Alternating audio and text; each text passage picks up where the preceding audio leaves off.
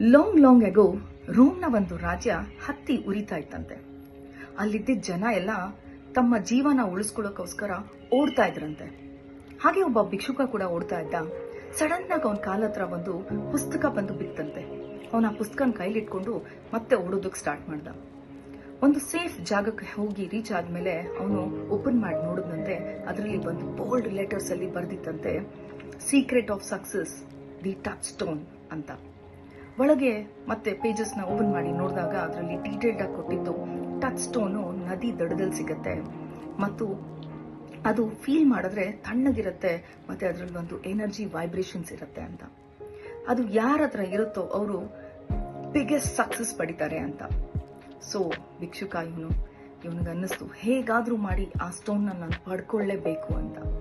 ಹೋದ ನದಿ ಹತ್ರ ಹೋಗಿ ನೋಡ್ತಾನೆ, ಫುಲ್ಲು ದಡದಲ್ಲಿ ಎಷ್ಟೊಂದು ಕಲ್ಗಳು. ಹೇಗೆ ಹುಡುಕೋದು? ಈಗ ಒಂದ್ ಸ್ಟೋನ್ ತಗೊಂಡ, ಫೀಲ್ ಮಾಡ್ದ, ಅಲ್ಲ ಅಂತ ಗೊತ್ತಾಯ್ತು. ಅವನು ಅದನ್ನ ನದಿಗೆ ವಾಪಸ್ ಹಾಕ್ದ. 2ನೇ ಕಲ್ಲು ಎತ್ಕೊಂಡ, ಅದೇ ತರ ಮಾಡ್ದ, ಎಸ್ದ. 3ನೇ ಕಲ್ಲು, 4ನೇ ಕಲ್ಲು. ಅರ್ಧ ದಿನ ಆಯ್ತು, 1 ದಿನ ಕಳೀತು, ಆದ್ರೂ ಟಚ್ ಸ್ಟೋನ್ ಸಿಕ್ಕಿಲ್ಲ ಅವನಿಗೆ. ಮತ್ತೆ ಮಾರನೇ ದಿನ ಬಂದ, ತಗೊಂಡ, ಫೀಲ್ ಮಾಡ್ದ, ಅಲ್ಲ ಅಂತ ಗೊತ್ತಾಗಿದ ತಕ್ಷಣ ಎಸ್ದ. ಹೀಗೆ ಟಚ್ ಸ್ಟೋನ್ ಸಿಗೋವರೆಗೂ ಅವನು 1 ದಿನ ಆಯ್ತು, 2 ದಿನ ಆಯ್ತು, 3 ದಿನ ಆಯ್ತು, 4 ದಿನ ಆಯ್ತು. 5ನೇ ದಿನ ಮಧ್ಯಾಹ್ನ ಹೊತ್ತಿಗೆ ಟಚ್ ಸ್ಟೋನ್ ಅವನ ಕೈಗೆ ಸಿಕ್ತು. ಅವನು ತಗೊಂಡ, ನೋಡ್ದ, ಫೀಲ್ ಮಾಡ್ದ, ಟಚ್ ಸ್ಟೋನ್ ಅಂದ, ಎಸ್ದ.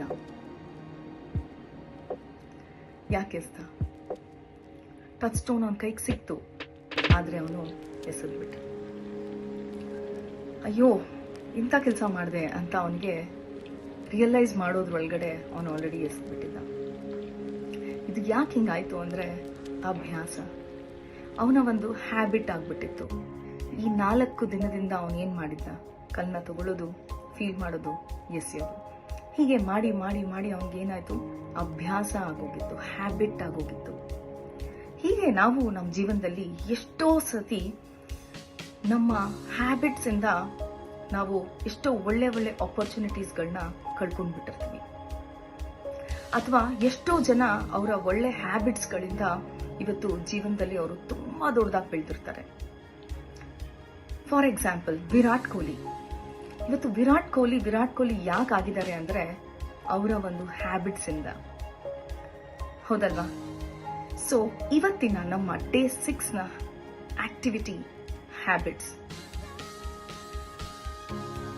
ಹಾಗಿದ್ರೆ ಫ್ರೆಂಡ್ಸ್, ನೀವ್ ಯೋಚನೆ ಮಾಡಿ ನೋಡಿ, ನಿಮ್ಮ ಜೀವನದಲ್ಲಿ ಯಾವ ಒಂದು ಬ್ಯಾಡ್ ಹ್ಯಾಬಿಟ್ ನಿಮ್ಮ ಸಕ್ಸಸ್ಗೆ ತಡೆ ಮಾಡ್ತಾ ಇದೆ ಅಂತ. ಫಾರ್ ಎಕ್ಸಾಂಪಲ್, ಲೇಟಾಗಿ ಮಲ್ಕೊಳ್ಳೋದು, ಲೇಟಾಗಿ ಎದ್ದೇಳೋದು, ರೈಟ್ ಟೈಮ್ ಊಟ ಮಾಡದೇ ಇರೋದು, ಅಥವಾ ನೆಗೆಟಿವ್ ಮಾತಾಡೋದು, ಅಥವಾ ಟಿವಿ ಜಾಸ್ತಿ ನೋಡೋದು, ಮೊಬೈಲ್ ಯೂಸೇಜ್ ಜಾಸ್ತಿ ಮಾಡೋದು, ಹೀಗೆ ಎಕ್ಸರ್ಸೈಸ್ ಮಾಡದೇ ಇರೋದು, ಅಥವಾ ಜಂಕ್ ಫುಡ್ ತಿನ್ನೋದು. ಈ ತರ ಯಾವ ಒಂದು ಬ್ಯಾಡ್ ಹ್ಯಾಬಿಟ್ ನಿಮ್ಗಿದೆ ಅಂತ ನೀವು ಲಿಸ್ಟ್ ಮಾಡಿಕೊಂಡು ಒಂದು ಬ್ಯಾಡ್ ಹ್ಯಾಬಿಟ್ ನ ಡ್ರಾಪ್ ಮಾಡಿ, ಹಾಗೆ ಒಂದು ಗುಡ್ ಹ್ಯಾಬಿಟ್ ನ ರೂಢಿಸ್ಕೊಳ್ಳಿ. ಯಾವ ತರ good habits? For example, meditation ಶುರು ಮಾಡೋದು, ಬುಕ್ ಓದೋದು, learning something new. Every day something new you have to learn. ಅಥವಾ ನಾನು ಸಿಟ್ ಆಗಲ್ಲ ಅಂತ ಅನ್ಕೊಳ್ಳೋದು, ತುಂಬಾ ಬೇಗ ಬೇಜಾರ್ ಮಾಡ್ಕೊಳ್ಳಲ್ಲ ಅಂತ ಬರ್ಕೊಳ್ಳೋದು. ನೀವ್ ಯೋಚನೆ ಮಾಡಿ ನೋಡಿ, ಯಾವುದು ನೀವು ಮಾಡಬೇಕು ಅಂತ ಅನ್ಸುತ್ತೋ ಅದು ಒಂದನ್ನ ಪಿಕಪ್ ಮಾಡಬೇಕು, ಒಂದನ್ನ ಡ್ರಾಪ್ ಮಾಡಬೇಕು. ಸೊ ಬ್ಯಾಡ್ ಹ್ಯಾಬಿಟ್ ನ ಡ್ರಾಪ್ ಮಾಡ್ತೀರಾ, ಒಂದು ಗುಡ್ ಹ್ಯಾಬಿಟ್ ನ ಪಿಕಪ್ ಮಾಡ್ತೀರಾ. ಸೊ ಈ ಹ್ಯಾಬಿಟ್ಸು 21 ದಿನ ನೀವು ಕಂಟಿನ್ಯೂಸ್ ಆಗಿ, ರೆಗ್ಯುಲಸ್ ಆಗಿ ಮಾಡಬೇಕು.